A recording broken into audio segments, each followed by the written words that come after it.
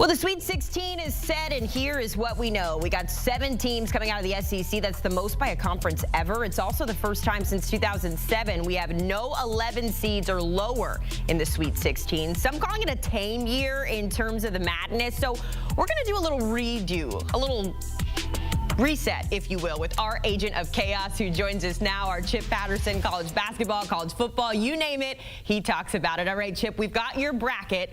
We're working from the Sweet 16 forward here, so we're going to do a little reshuffle here in the mind of Chip Patterson.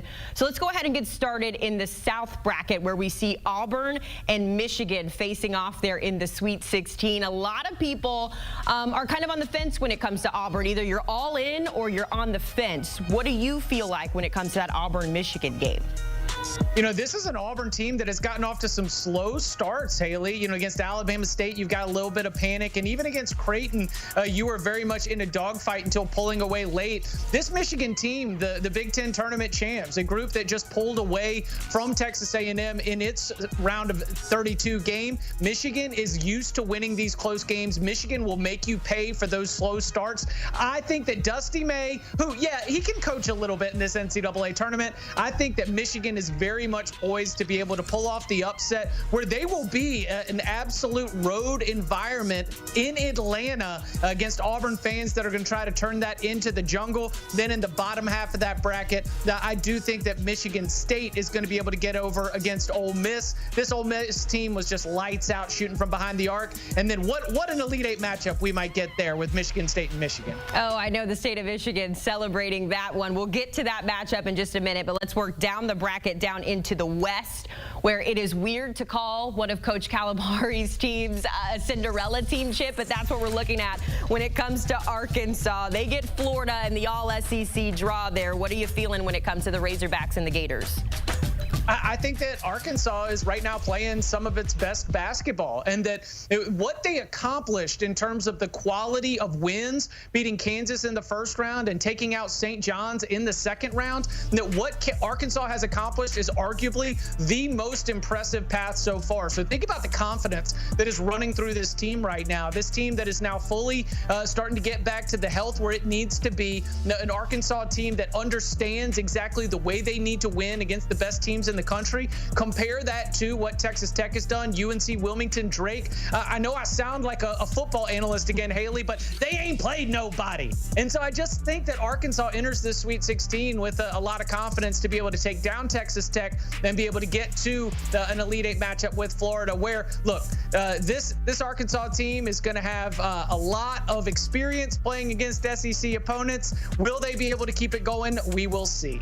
Yeah, it's going to be interesting. I thought Coach Cal's comments on the transfer portal interesting as well, as he's trying to manage a Sweet 16 run. He's also worried about kids going in the transfer portal. It is a weird time in college athletics for sure. Let's push over to the east side of the bracket, Chip. A lot of concerns when it came to Alabama in this tournament. I know a lot of conversation has been they play to the talent that they are playing against, and that could be a positive or a negative. We also know Grant Nelson has not been operating on 100% there. So in the matchup, they get BYU in the Sweet 16. Chip, this might make a couple of Tide fans unhappy here. Why the nod for BYU over Alabama here? Because in St. Mary's, they had a team that could not trade paint with them. And in BYU, they have a Cougar squad that is more than happy to be able to go blow for blow. I think BYU has benefited from the fact that in outlasting Wisconsin, they got a look at the kind of game that needs to be played to beat Alabama. And in winning that game with just enough defensive stops. It was not a great defensive game for BYU, but just enough defensive stops at the right times. That's what gave the Cougars the ability to advance on into the Sweet 16. This is a BYU team that did not even win a single game in the NCAA tournament last year. One and done, taken out by Duquesne. Well, now I think that when they arrive in Newark, they're going to be looking to carry over some of that rhythm. And the thing I like about BYU is they've got a really, really deep rotation. We've got all these depth concerns about Alabama and where's Grant Nelson at? What happens if we get some foul trouble? BYU can come at you in waves. A lot of different guys can heat up from behind the arc. And so that's why I think that BYU might be able to pull off the upset against the Crimson Tide, setting up a matchup with the Duke team that will have its hands full with Arizona. But, Haley, I just saw those Blue Devils in person. they're just too much. I don't want to assume here, and we'll get to the Duke Blue Devils in just a minute, but I do want to shout out Kevin Young, the head coach at BYU, and the job he has done in this first year. It was a weird transition for him, but he has certainly taken this team to new heights. Chip, let's talk about a 1 seed in this tournament, maybe kind of flying under the radar a little bit, depending on who you ask, in Houston. Of course, we know them for their defense, and they're going to need a lot of it as they take on Purdue. It's going to be a home game, though, it'll feel like, for the Boilermakers, Chip. They're playing in Indianapolis, right in their backyard there. So for a Houston team that is as good as they are this year, they earned a 1 seed for a reason. Talk to me about this matchup here and how you're feeling. Oh, elite guard play. And that's going to be really where this one is going to hinge, because we know that Braden Smith, the Purdue guard, who's just played for so long and so many NCAA tournament games, everything's going to run through him. He's going to be the engine of this offense, but he's going to be going up against a backcourt that will determine whether Houston's run ends in Indianapolis against the Boilermakers or maybe goes even farther. And of course, I'm talking about LJ Cryer and Milos Uzan, because Cryer showed us in the second round win against Gonzaga, he is still a walking bucket. There have been times this season where it feels like he's been a little milk carton MIA, but to go out there, heat up from outside, just shows you exactly what the firepower that's there. Milos Uzan is a little bit of a different player, someone who can get downhill, make plays at the rim, and how important is that going to be against a Purdue defense that has been very leaky on the inside? The 2-point defensive numbers were horrendous for Purdue in the Big Ten Conference season. Not only do they miss having Zach Edey back there to protect the rim, but they don't have a lot of options to be able to really provide that kind of defense on the inside. So I think Milos Uzan getting downhill, LJ Cryer heating up from outside, that's the 1-2 punch you need to overcome that disadvantage that they'll be facing playing in Indianapolis. That sets up a Houston-Tennessee matchup in the next round. We'll get there in a minute. Again, we are redoing the Sweet 16 on of Chip Patterson's bracket. So, Chip, that then takes us to the Elite 8. So I'm going to kind of let you go off here now that we've got our Elite 8 matchups going here, starting with Michigan, Michigan State. What is Chip Patterson like in this redo?